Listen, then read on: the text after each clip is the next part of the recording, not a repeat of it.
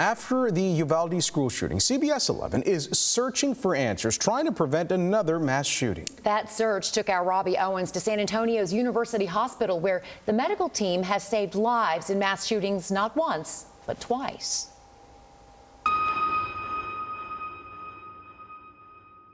don't like saying it, have sadly cared for two of the largest mass shootings in modern U.S. history in the span of 5 years. And it's personal to me. Dr. Ronald Stewart finds himself fighting another infectious disease with often fatal consequences. Shots fired! Get inside! Gun violence. It is the number one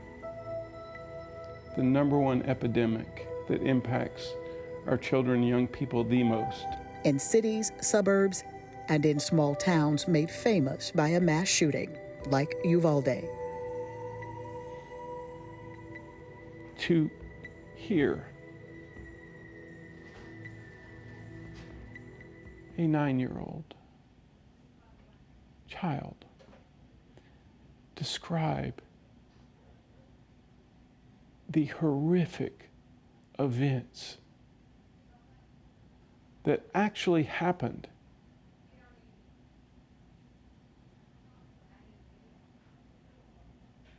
it makes me sick. It makes me sick. Still, the doctor remains focused on the family's pain. We have families who are coming to the hospitals looking for their loved ones, and they're not here. And the reason why they're not here is because they're dead.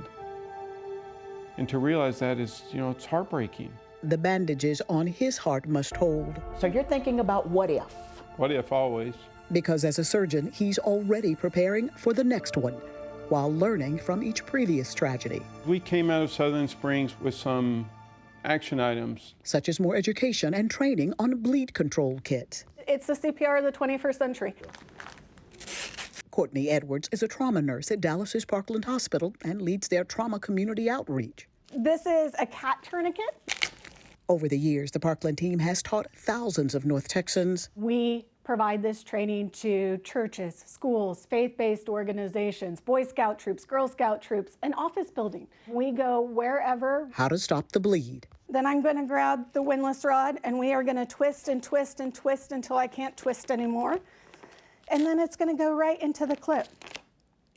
Seals right in, tuck that tail up. And so have her students throughout the community that knowledge most often needed following vehicle crashes or home accidents. They'll reach out and they're like, Courtney, we used it. We did it.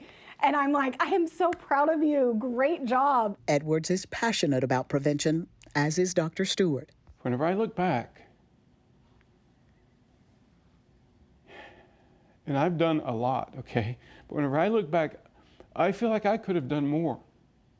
Because there was another promise made post-Sutherland Springs. To prevent these events from happening, and you can probably tell how I think we did. We failed with respect to that. In spite of those failures, Dr. Stewart is surprisingly positive about the outlook for change. His message to the community: gun violence is preventable. When I say preventable, can we prevent 100%? Maybe.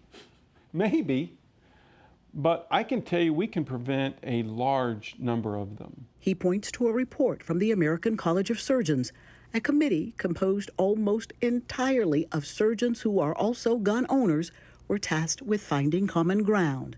Among their recommendations, robust background checks for all firearms purchases and transfers, required firearm registration backed by an electronic database. Lawmakers could consider reclassifying high-capacity, magazine-fed, semi-automatic rifles under the National Firearms Act. The act already imposes additional restrictions on certain types of weapons, and federally funded research into firearm injury and prevention, to also include exploring the root causes of violence.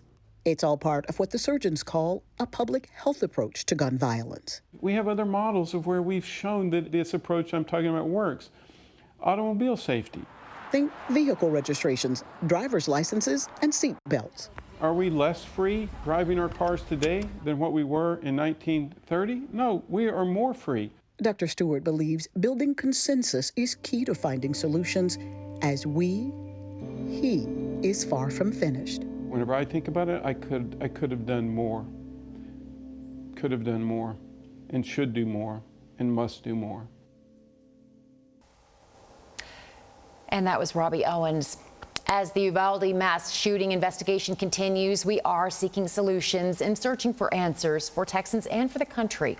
You'll hear from survivors of mass shootings and their families, and we are taking their questions straight to our elected leaders. Watch Searching for Answers this Saturday at 10 p.m. right here on CBS 11.